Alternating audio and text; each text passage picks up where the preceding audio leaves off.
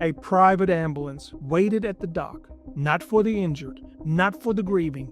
They were waiting just for Sylvia and nobody else.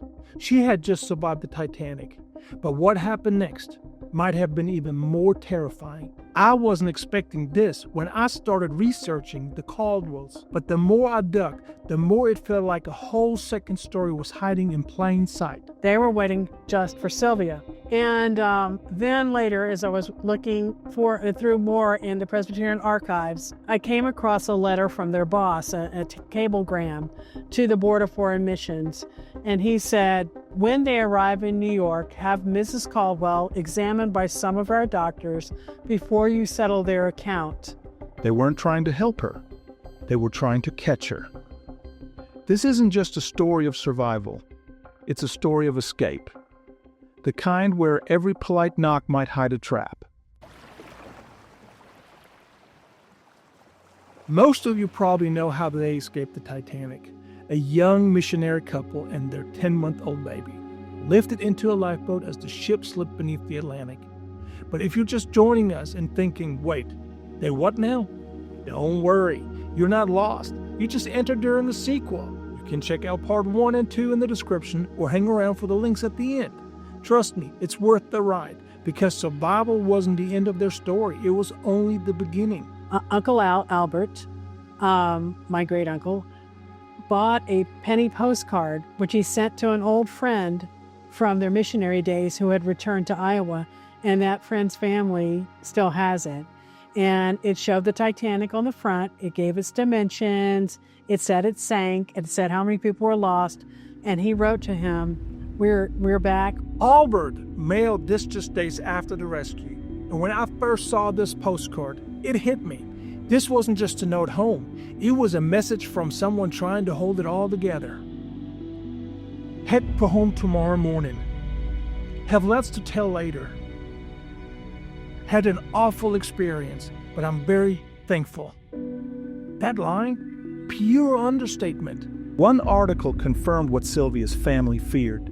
Her health had broken down completely. Now the mission board was watching and waiting. In a newspaper interview just days after the sinking, Albert Caldwell didn't hold back. He told a reporter from the Pittsburgh Post-Gazette, while we were being lowered into the water, the ship looked as big as a skyscraper. We thought we'd be upset. The men handling the ropes seemed inexperienced. But reaching the water brought even more danger. The rudder of the lifeboat was unmanageable, and the oars were fast to the bottom. Ice surrounded us on all sides, and the cold was intense. Back of us loomed the proud Titanic, ablaze with lights. Then, all at once, we realized the ship was going down. And then came the part he said he'd never forget. There arose upon the still waters such a bedlam of sound, such cries, shrieks, and appeals as would turn the strongest mind. Some sang hymns, others prayed. We were all facing death. But this wasn't the end of their journey. Something happened in New York, something that made them run. And honestly, it changed everything. So here's what I pictured. Sylvia Caldwell steps off the ship and into safety. Maybe flowers, maybe hugs.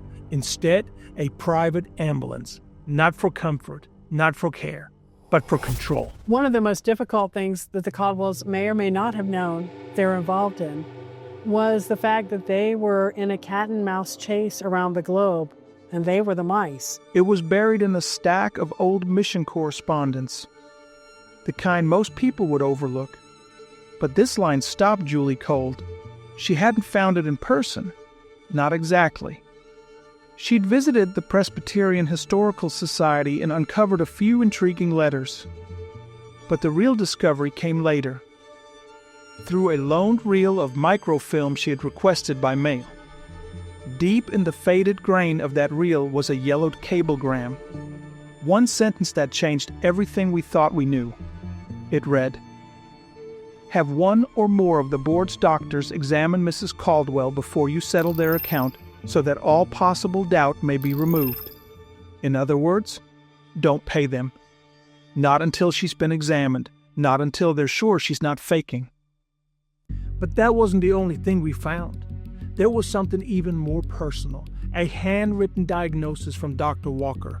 Not just any doctor, he was someone that the Caldwells actually trusted. He didn't question Sylvia's health. He sounded the alarm. Tropical neurasthenia, weakness, fatigue. And then came the chilling line. If she stays, she may go the way of Mrs. Barrett. Mrs. Barrett wasn't some storybook warning. She went mad in the jungle, carried out by boat, never recovered, at least not that we know of, and everyone in Siam knew her name. The Caldwells left soon after. Here they are, in this rare photo loaned by the Walkers. Sylvia looks ghost pale. Albert's grip on the baby? Tight. But halfway around the world, Mission President R.C. Jones wasn't convinced. From Siam, he wrote to his superiors in New York, casting doubt on the diagnosis and implying the Caldwells may have exaggerated Sylvia's condition to escape their contract. If doctors declared her healthy, they could be forced to pay their own way back. And at the time, this wasn't new. Another missionary couple, the Coney Bears, tried to leave under similar conditions, and the board cut them off. But Bess Coney Bear's diary backed Sylvia up. The illness was real. Still, the rumors clung for decades. So when the Caldwells saw that ambulance waiting, not a friend, not a chaplain, they ran. Now, did they know that? Well, they managed to avoid that ambulance, and I believe that the gentleman who picked them up, the treasurer of Park College, knew their situation because his little brother, Clellan McAfee was the little brother. He was on the board of foreign missions that term, and he would have been one of the ones who okayed their early exit from Siam, and then who would have received the cablegram from the boss asking for the examination. So my guess is that Clellan tipped off his brother, HB, was the man who picked them up. He was in town for a convention. He lived in Missouri, but he had HB pick them up and whisk them away before Sylvia had to have that examination. Newspapers couldn't even confirm they were alive. One headline put it plainly: "Nothing has been heard from the Caldwells, so they ran again. Not just from a sinking ship, but from a system ready to drown them in doubt and bureaucracy." And you, faced with a private ambulance and the baby in your arms, would you stay or run like your life depended on it? Drop it in the comments. Team stay and fight or team run for your life? So what do you do after dodging death and a suspicious ambulance? You vanish, gracefully. From Parkville, Missouri to Aledo, Illinois. From world headlines to hallway announcements. So wait, Titanic survivor 1 week, high school principal the next? Yeah. So he had to get a job. So he got a job in Aledo, Illinois as the high school principal there. But that wasn't his first stop. Albert first joined the Chautauqua lecture circuit, telling the Titanic story to audiences across the Midwest. He was paid for those appearances, until that fall, when he took the job as principal in Aledo. After that, he stopped charging. He considered it a public service. And Sylvia? She hit mute, on purpose. I think that's why she was actually laying low, so that she would not be sent back, because they were the mice in a game of cat and mouse, and I think they figured it out. But they didn't disappear right away. We know they were expected to speak at their alma mater, Park College, just weeks after surviving the Titanic. Only Albert showed up. Sylvia stayed home, maybe by choice, maybe by design. What if staying quiet wasn't just about recovery, but about avoiding any sign that she was well enough to be sent back overseas? Some people survive by fighting, others survive by fading, just long enough for the heat to die down. And the Caldwells? Pro-level mice. Olympic level even. But Sylvia didn't stay silent forever.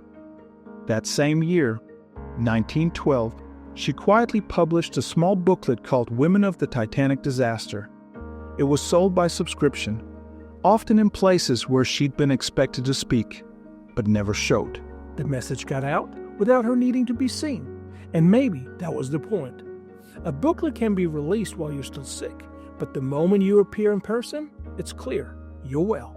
So yes, The book came out in 1912, but Sylvia didn't speak publicly until a year later in 1913, just once to her father-in-law's Sunday school class. And after that, silence again. Calculated, careful, strategic. We covered the full story behind that booklet in part 2 of our series. If you're curious, stick around until the end for a link, or check the description below. But in the years that followed, things quietly changed. Eventually, their paths split. The Caldwells quietly divorced in 1930, amid the Great Depression, though they remained respectful co-parents.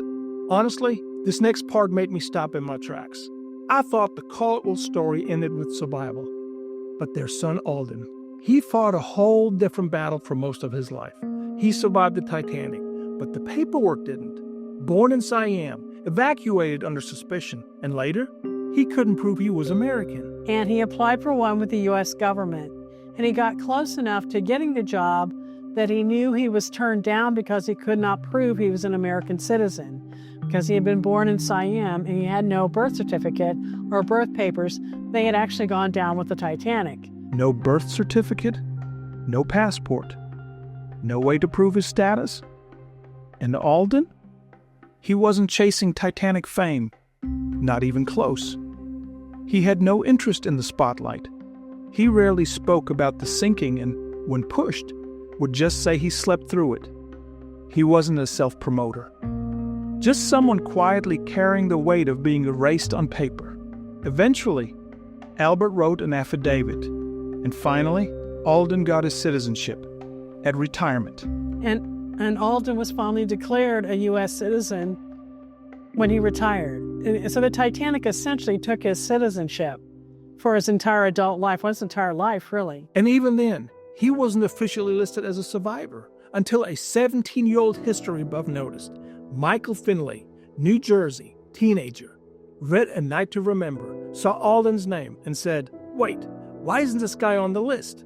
He tracked him down and made sure history got it right and set the record straight. The Titanic nearly erased Alden Caldwell. Twice. Once from the world, and again from memory. It started with a postcard, a hastily written line after a near-death experience. But it ends with something much more lasting. It was Julie Williams, Albert's great niece, who followed the trail through archives, letters, and silence, and told their story in A Rare Titanic Family. She didn't just uncover what happened, she gave it back to history. Seeing this photo for the first time, I just sat with it. After everything they went through, somehow this image survived. And that photo?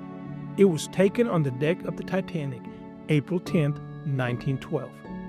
Alden, just 10-month-old, in his father's arm. And if you notice, not in his mother's, because Sylvia was too weak from illness to hold him. But Albert, he held tight. Lost for decades, nearly forgotten. And yet, across oceans, disasters, and generations, it made it. And maybe that's what makes this story different. Not just survival, but memory. Not just escape, but return. Alden lived into his 80s. He didn't chase interviews, didn't write memoirs. In fact, he had no interest in the Titanic at all. He said he slept through it and didn't want to be defined by something he couldn't remember. He wasn't a self-promoter. He wasn't trying to be a symbol. He just had the strange, unavoidable reality that he'd been there. And yet, even quietly, he held on to pieces of the past, including his father's handwritten Titanic lecture notes. Maybe he wasn't a historian of his own story, but he kept it from vanishing. As an adult, Alden found peace at La Courte aux Reyes in Wisconsin. This was his sanctuary, his quiet place, far from headlines. He was the boy who slept through the sinking, the boy whose name was nearly erased. And now, their story could have ended in whispers, buried by time and forgotten pages. But thanks to family, a teenage researcher, and a great niece who refused to let the silence win, they will be remembered. Because of them, we can tell the story that came after. After their quiet escape, the Caldwells' lives took very different paths. Albert spoke about the Titanic for more than 60 years, always for free. He remarried and eventually settled in Virginia. Here he is with his second wife, Jenny. Sylvia also remarried to George J. Maherl, the founder of State Farm Insurance. She traveled, gave a few Titanic lectures aboard cruise ships, and became a social leader in Bloomington, Illinois. It was a far cry from Siam. In the end, maybe survival wasn't just about staying alive. It was about rewriting the life that followed. I'm William, and this story has stayed with me for weeks. I kept thinking about the moment on the dock, about what I would have done. And I'd love to hear what part of the journey spoke to you. Was it the quiet escape in New York? Sylvia's strength? Alden's fight for recognition? Just let me know down in the comments. I really would love to hear your thoughts. Because stories like this one, they deserve to be told. Until next time, when we explore moments that made history.